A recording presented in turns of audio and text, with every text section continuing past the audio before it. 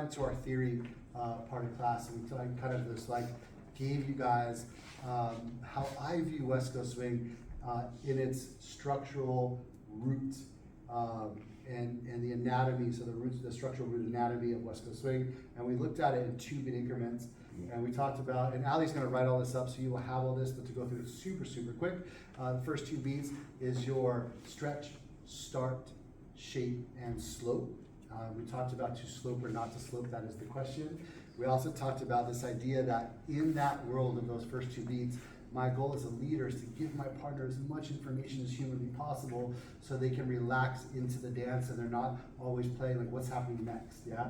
So think about those first 2 beats as our starting point, our shaping and our sloping to set up the rest. The 3 and 4 is typically our rotate and or redirect. If it's an 8-count pattern, our 5 and 6 is a rotate and or redirect.